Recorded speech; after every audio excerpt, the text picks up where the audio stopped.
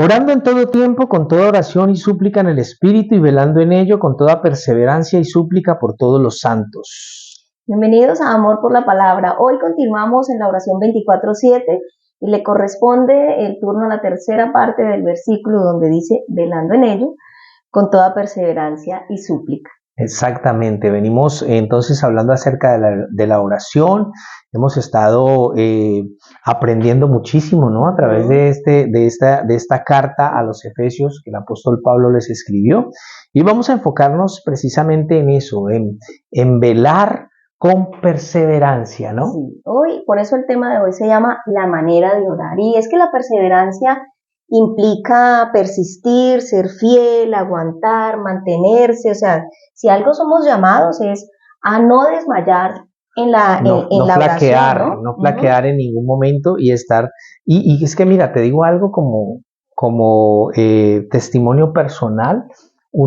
Si uno se mantiene en oración, si nosotros perseveramos en oración, nosotros veremos de hecho muchas cosas cumplidas en nuestra vida cuando hablamos pues de la oración a manera personal, ¿no? Yo creo que para mí fue un reto y fue una prueba grande la perseverancia, porque yo era de dejar las cosas si no se lograban rápido, yo las dejaba tiradas. Muchas cosas en la vida me acostumbré a dejarlas a la mitad, a dejarlas allí porque no veía como el resultado en el momento en el que yo lo quería.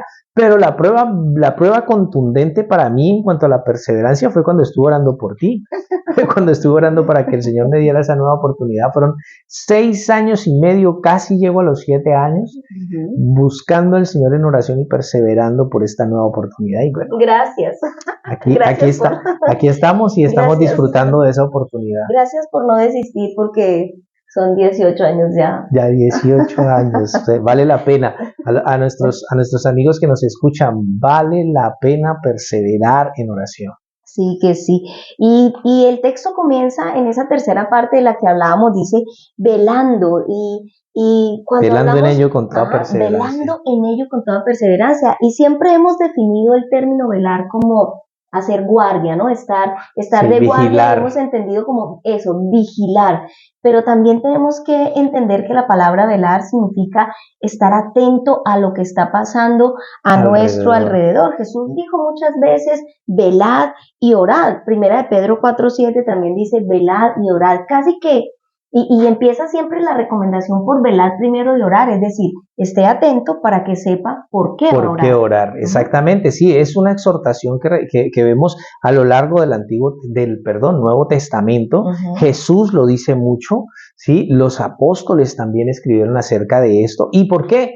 Yo creo que porque se ve la necesidad de nosotros estar velando y orando, más sabiendo los tiempos que estamos viviendo, ahora que sabemos que son tiempos bien difíciles, bien complicados, y echar mano de la oración y estar vigilantes en esa actitud, ¿no?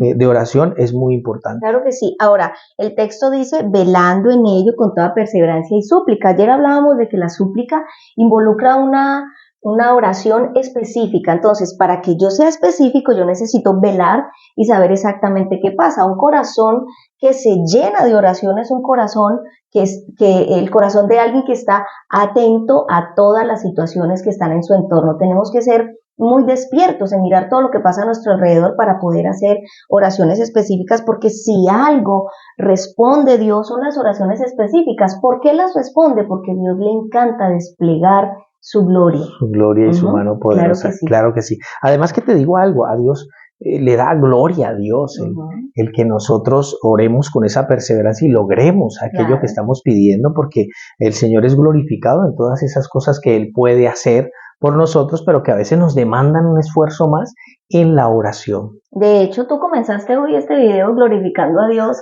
claro que sí. dando un testimonio de eso que fue una oración persistente, incesante, ¿no? Entonces, velar significa ver hacia afuera. Indiscutiblemente nosotros podemos hablar con claridad de todos nuestros problemas, nuestras situaciones, nuestras dificultades, pero cuando nosotros velamos y miramos las situaciones que tenemos a nuestro alrededor, estamos matando una cosa específica en nosotros, y es el egoísmo, porque si algo son nuestras oraciones, son egoístas. Nosotros podríamos de verdad reconocer, decir, sí, mi oración es egoísta porque oro mucho por mí, por mis necesidades, por lo que quiero, por lo que me gusta, por mis sueños, por mis planes, por esto, pero casi toda la oración es para mí. Es casi como que yo tendría que decir que cuando la palabra nos invita a velar, es como que tendríamos que voltearnos los ojos, ¿no? Porque como Estar que no mirando, miramos sino sí, hacia sí. adentro nuestro, pero hay una necesidad de que miremos las situaciones de la gente Claro que sí, afuera, me ¿no? gusta mucho esa definición de mirar hacia afuera, porque sí, lo que tú dices es cierto, miramos mucho hacia adentro.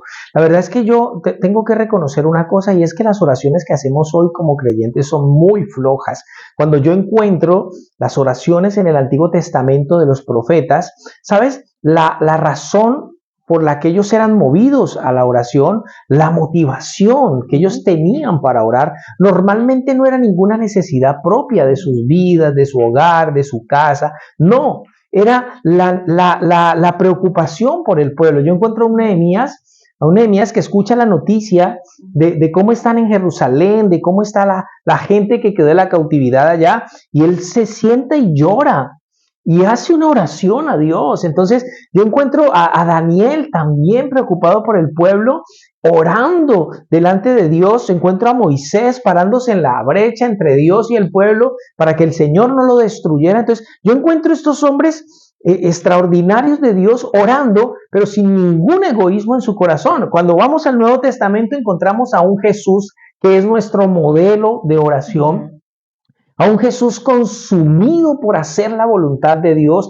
a un Jesús que no oraba por ninguna cosa para él, que oraba por el pueblo, que oraba por sus discípulos. Y cuando entramos a las cartas, cuando entramos a Hechos, encontramos a unos apóstoles siguiendo el ejemplo de su maestro, consumidos por hacer también la voluntad de Dios como Jesús se los había enseñado, y preocupados por la iglesia, preocupados por lo que pasa al interior de la iglesia, orando contra los falsos profetas. Entonces, la oración de nosotros hoy en realidad es muy floja. Sí, es verdad. Y nosotros encontramos a un Pablo que describe cómo con lágrimas oraba día y noche por las situaciones que tenía que hacer, ¿no? Y yo creo que nos podríamos preguntar, ¿hemos alguna vez derramado lágrimas por una situación que no sea nuestra? Porque seguramente por las nuestras hemos llorado mucho. Oh, sí. Pero una pregunta que tendríamos que hacernos, ¿hemos llorado de verdad compungidos en nuestro corazón, tristes, preocupados,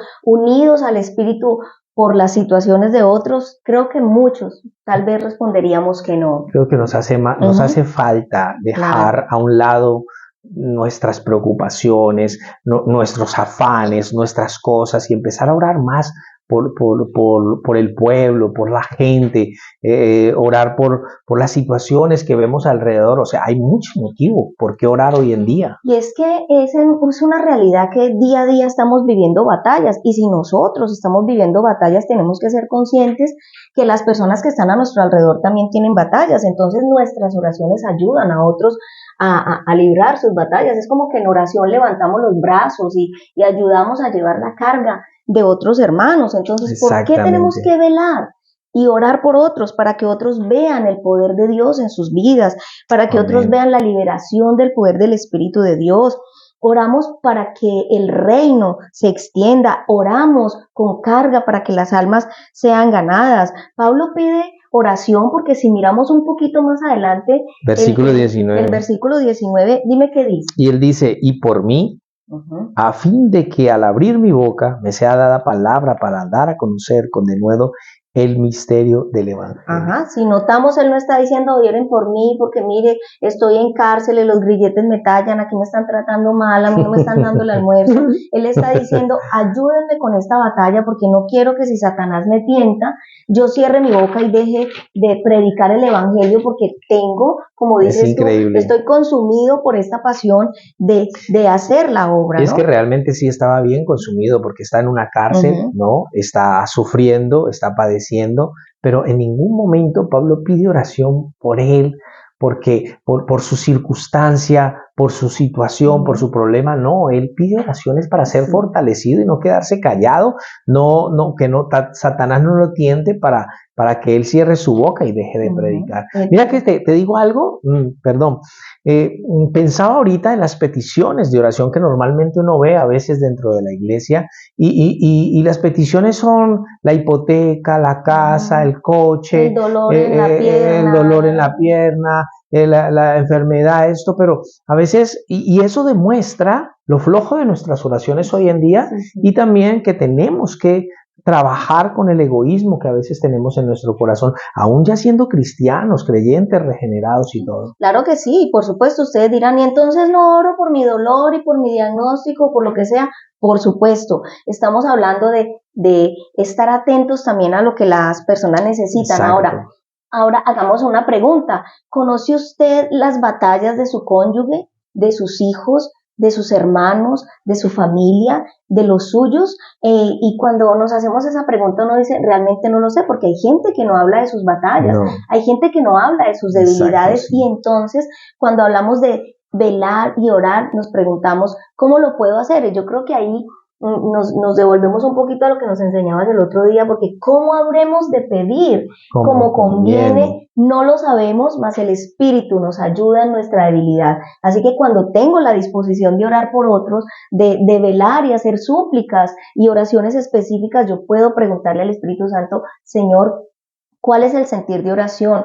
¿Por quién oro hoy? Guíame para hacer unas oraciones que no sean egoístas y seguramente vamos a empezar a ver el resultado. Claro que sí, y sabes, tienes razón, porque a veces tenemos batallas, todos tenemos batallas y creo que ahí debería centrarse la oración, ¿no? Por nuestros hermanos en la fe, por la familia, que el Señor los fortalezca por esa batalla. Pablo estaba en una batalla, sí, él está hablando de que Satanás no lo tiente, él estaba en una batalla y él está pidiendo oración por esa área, para que el enemigo no lo venza allí y lo haga desistir de su trabajo, de la predicación, de hablar la palabra de Dios. Y a veces no nos damos cuenta, pero cuando hay por lo menos un llamado a la oración, ¿no? Que se hacen oraciones en la congregación y todo, es una buena oportunidad para yo decir, esta es mi batalla, ayúdenme a orar por esto. Más que por alguna cosa económica o alguna cosa, ya por eso yo puedo orar personalmente, hablar con Dios acerca de eso. Pero esas batallas son las que debemos de llevar delante de Dios y pedirle a los hermanos que nos apoyen ahí en oración. Siempre es bueno tener a alguien que nos apoye. Si a lo mejor no quiero hacer una petición muy generalizada, yo puedo tener a alguien de confianza,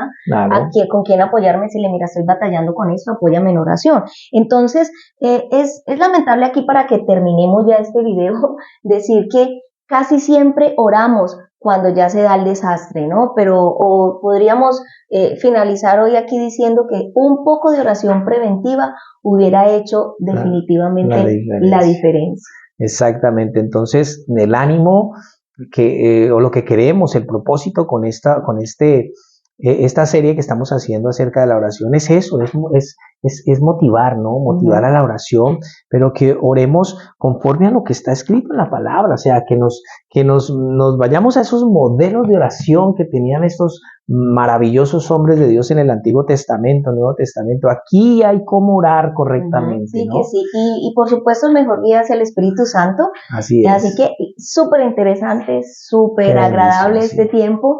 Gracias a todos los que nos acompañan, que se conectan. Vuelvo y les digo, a los que sacan el tiempo para ver estos videos, que también nos dejan el comentario, lo estamos disfrutando muchísimo y espero que entre todos estemos aprendiendo muchísimo. Nos vemos entonces en el próximo video. Un abrazo, adiós.